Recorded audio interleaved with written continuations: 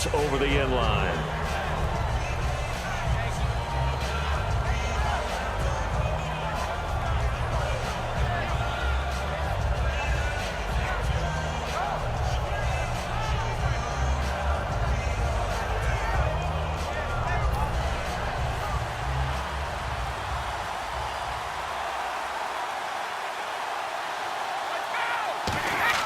They go back to the air here after the INT. And Gronkowski's got it, complete over the middle. It's a gain of 9 yards, and it'll be second and about a yard. Seeing that play and understanding just how tough it is to cover tight ends, especially the ones running around the NFL nowadays, makes me glad I didn't make it in that league. I would have had a really difficult time. But now you get to sit up here with me. Yeah, and that's fun, isn't it? And what a really nice game right there on first down for them. Brings up a nice second down for them. And when this offense is clicking on all cylinders, the running back is in sync as well. The focal point. Runs, catches, blocks, sets the tone for the offense. So incomplete on second down. Now they'll look to convert here on third. Now a first carry for LeGarrette Blount. Shrugs the tackle. Nice. And he will have a first down here at about the 40. It'll go as a gain of 6 that time, and it moves the chains as well.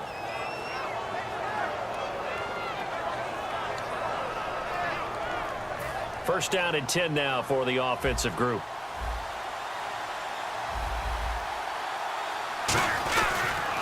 They'll run again with Blount. And the play goes nowhere. Losing yardage back near the 40 at the 39. That's going to go as a loss of a yard, and it'll be second down. But when it comes to the running game, the New England Patriots, they're one of the few teams in the NFL that I don't think care much about balancing things out. Last year, to your point, 5th in passing yardage, number 30 in the run game. What they want to do each and every week is make a game plan based on their opponent, not so much their own personnel, and they try to attack that way. He's going to air it out deep for Hogan. Oh, and a bad throw there. It's intercepted. Picked off by Logan Ryan. Here come the Patriots again on offense, the Super Bowl champions. And, boy, they have been able to do it a lot of times, Charles, with unsung heroes, haven't they? Look at the names that led them through the playoffs. Hogan, White, Lewis, guys you just wouldn't think of. Yeah, Deion Lewis, a 5th-round pick, 3 touchdowns against Houston in the divisional round. Chris Hogan, undrafted. He ends up having 180 yards in receptions, including 5 plays of 20 yards or more against the Pittsburgh Steelers. And how about James White, a 4th-round pick out of Wisconsin? Think about who he played behind while he was at Wisconsin, and he turns out to be the unsung hero of the Super Bowl. Would have been the MVP if it wasn't for Tom Brady. And you mentioned James White at Wisconsin. He was behind who? Melvin Gordon and Monte Ball, right? That's correct. An extra corner on the field for New England here on 3rd down. Yeah, another DB. Here's Brady to throw. He's going to wind up and air it out. And that one incomplete. Had some position but couldn't hold on, and it brings up 4th down. Here's Ryan Allen now. And no room for error here as his first punt comes from deep in his own end zone. And he'll just punch it out of there, and it's not a great kick. Just 34 yards on the punt there, no return. And the Patriots will have great starting position as they take over 1st and 10. Okay, partners, New England comes out here to take the field on offense. This is such an interesting story, how they've been able to do it year after year after year. Guys talk about parity in the NFL. Well, New England has kind of transcended that parity, and they've done it with guys that you don't normally think of as household names. The parts keep changing for New England. That's the amazing part. On offense, all right? Offensive linemen change, receivers change, running backs change. We know the one constant is Tom Brady, and that's a huge deal for them. But to be able to do it in what you call the parity times, and you're exactly right, everyone's supposed to be pretty equal. New England still a top 10 offense year in and year out. In 2016, they were number 4, and that helped them with a number 1 ranked defense as well. They'll run it now out of the gun. And he's going to fight his way forward here for a modest gain. And LeGarrette Blount just does not go down easy. You know, from my experience as a defensive back, this was a difficult guy to try and tackle because of the force that he runs with and he's not going to be daunted no matter it's the first quarter or the fourth quarter, Brandon. Well, what shocks me about last year, 18 touchdowns. I mean, the yards were pretty good, 1161. But when I think of New England, I don't think of a running back getting 18 touchdowns. You know, that to me, it was the combo that made the 2016 season for him. Most yards in his career, most touchdowns in his career by far. And he's the type of guy that, hey, you want to give it to me inside the 5? He doesn't believe anyone's going to stop him.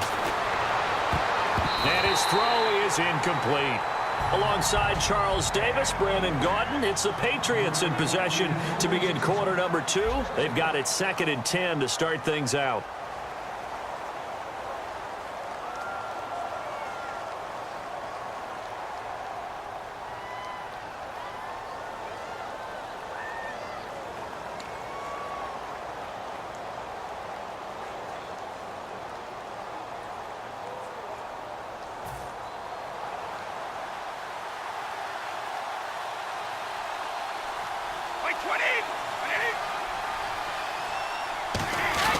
Brady gives now to Blount. And nowhere to run on the interior of that defensive line. He'll get back only to the line of scrimmage. The defensive tackle, Alan Branch, is the one to bring him down. Throwing is Brady on 3rd down. Looking for Gronkowski, and he's got him complete. And he's taken down, but not before reaching the 10-yard line.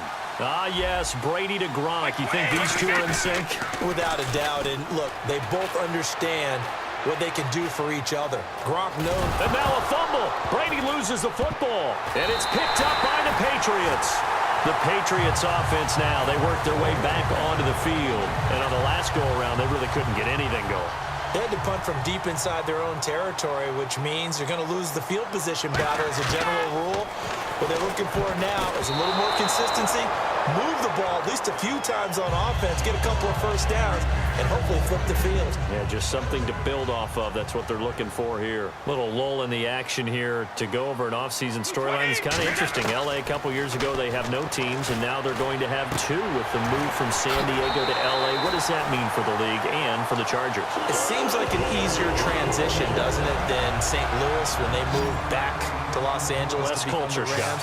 Less culture shock, less, obviously geography, the whole deal. But it's a transition that still is not going to be easy. Remember, they're going to go play in a soccer stadium, essentially, for at least the first couple of years before they share a stadium with the Rams. So that changes things. Obviously, trying to create an identity in the market they haven't been in a long time. They began as the Los Angeles Chargers, but only played 1 season as such. Over the middle, Julian Edelman, it's complete. And getting this just shy of midfield, they'll spot it at the 49.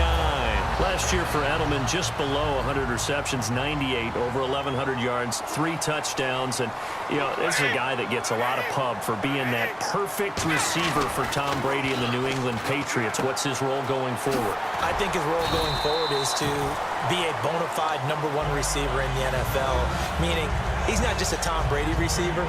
He's that guy for anyone. And he spent so much time proving himself as he got into the league, just what you were talking about. Can I have a role here with New England? Now it's not just proving himself. Looking for Amendola, and it's intercepted. Picked off by Eric Rowe. And his guys will take over at their own 44-yard line. Now the Patriot offense set to take over again. And so close to hitting pay dirt last time. Fumbling down near the goal line. Now, how does that affect their psyche this time around?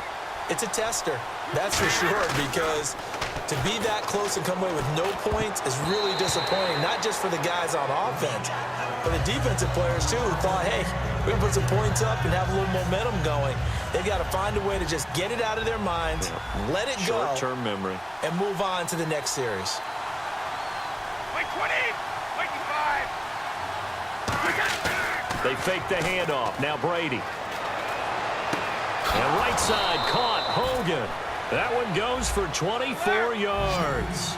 I've got to make sure that I don't take Tom Brady's greatness for granted, that we make it routine. How about that throw right there? Yeah. Another great completion. And one area where he honed his throwing, he was a catcher in high school. He was actually drafted by the Expos in 1995 in the 18th round. Wow, that would have been something to see him behind the dish. Think he's gunned down a few guys? Gunned down a few guys trying to steal second. That would have been fun to watch. Brady going to throw. His throw caught at about the 5. And he gets it all the way down inside the 10 to the 5-yard line. I know many people like to throw to the tight end, maybe in a little flexed out position because he creates mismatches with his size. But slot receivers do the same thing with their quickness, their speed, and their route running savvy. Blunt, the lone running back. He'll get the football here. And he'll get it down close to the goal line, but not quite in. It'll be a pickup of 4, and it brings up 2nd and goal. When we talk about being on schedule, I think they're on schedule after that run, getting it right down there on the doorstep. Maybe even a little bit ahead because now the defense can't dictate with pressure. They're guessing about where you're going to go. I might come right back at them with the same play, the same set, and see if they can stop them. And they'll lose a yard that time, and that's going to lead to a 3rd down. Partner, we're into the 2nd quarter, and I guess you can kind of look at it both ways. The offense, they've got to figure out what they're going to do because they haven't scored any points. But if you're the defense, you're feeling great about what you've got going on. The only concern you have, if you get to the half, what adjustments will the offense make to try to defeat you? So 3rd and goal, the defense in the dime. Can still bring pressure. He's got time in the pocket. The new acquisition, Martellus Bennett, the intended target. And that'll bring up a 4th down. And that was a nice play. He knocked it away, but obviously you want the interception in this situation. You want to take away any chance that they have any decision to make on 4th down. But things happen so quickly in the end zone in this compressed area of the field that you're just happy to knock it away and not allow a touchdown. And he is going to go down back at the 11-yard line. And the Patriots gearing up to go now. And we'll see how this is played. Offensively, they've got the lead. Not a whole lot of time left. What do you think, Charles? Well, it's tempting to try and add to your lead. But a mistake there, that could change things in a big way. I say go ahead, take the knee, get on out for the half. Oh, hit as he throws there, incomplete. Not too many things get to a quarterback of this magnitude. But I think it's safe to say that pressure can get to any quarterback. Now, he's obviously a great franchise quarterback, but felt the pressure, threw it incomplete. Over the middle, it's Amendola. Now we're going to get a timeout here called by the Patriots. It's just their first, so they'll have 2 remaining here before we get to halftime. The Patriots go with a dime package here. 2 extra defensive backs on 3rd. Here's Brady. He'll rifle this one deep right side. And he bats it away, and it falls down incomplete. I like the boldness, and I like that they took a shot downfield, but it was well covered, and he was able to get a hand in and knock it away. Here's Ryan Allen now, as he'll kick it away for the 2nd time.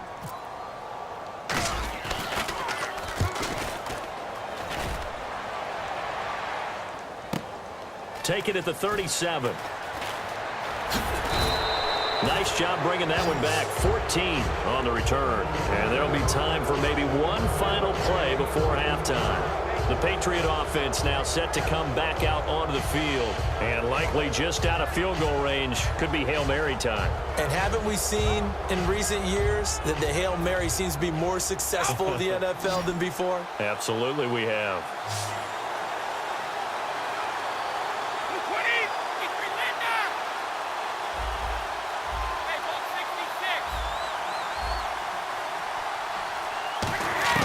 On 1st down, Brady. Under pressure, and they got to him again.